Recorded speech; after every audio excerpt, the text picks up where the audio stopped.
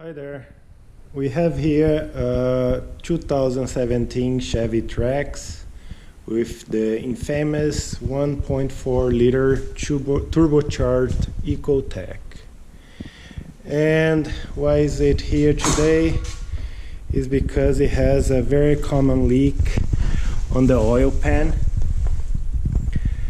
The difference for the other videos on the internet is that this car in special, it is an all-wheel drive. So there are tons of videos out there how to remove the oil pan. It's the same for the Chevy Cruze.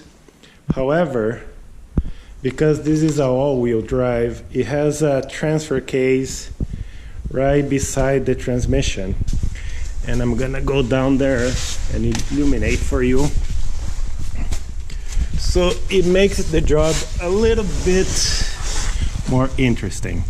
So here is the transfer case that has the differential and goes all the way back there to the rear wheels. So when you try to remove the oil pan as you do on the Chevy Cruze, it hits this bracket and it gets stuck. So the normal procedure from the workshop manual calls to remove the drive shaft. Obviously it starts with the right wheel. You gotta remove the axle. You gotta remove the transmission fluid. You gotta remove the drive shaft going to the rear wheels.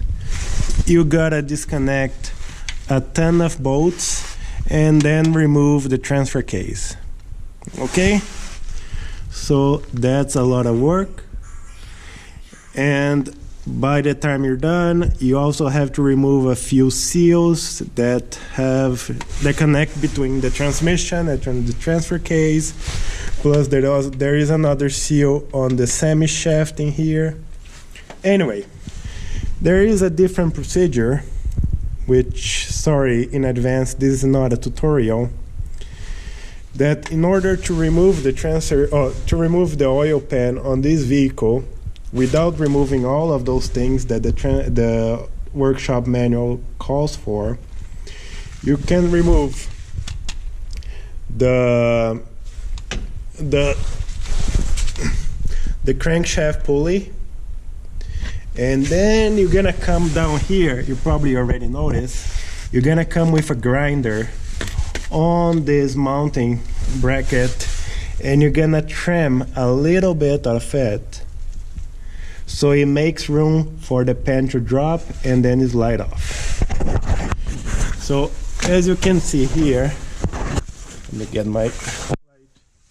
What I did is I put a little, well, I removed the tension from the tensioner here. You can see the wrench is still there. So it's actually holding the tension of the tensioner right now. So I removed the serpentine belt, and then I put a screwdriver and I jammed it in between like this, and then it's supported by the frame.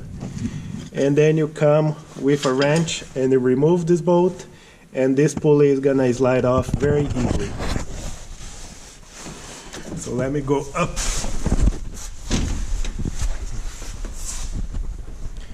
As you can see here, I didn't have to remove the passenger side mount, and the wrench that you saw down there is being held in place by one bolt that is in here. I don't know what's the purpose of that, probably for some wiring, but right now I'm using it to support my wrench, and it's actually keeping the tension of the tensioner so I can easily slide the serpentine belt back.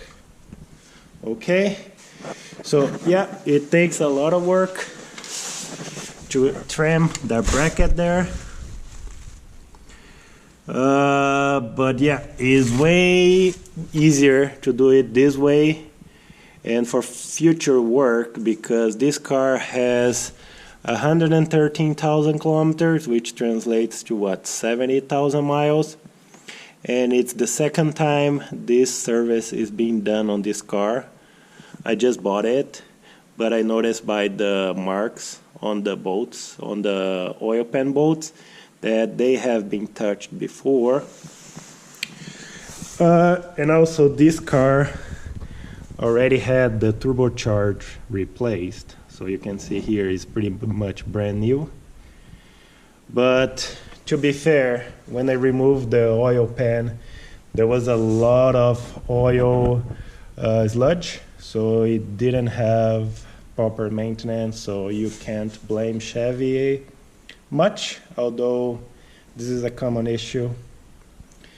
I guess that's all. Thank you, and bye.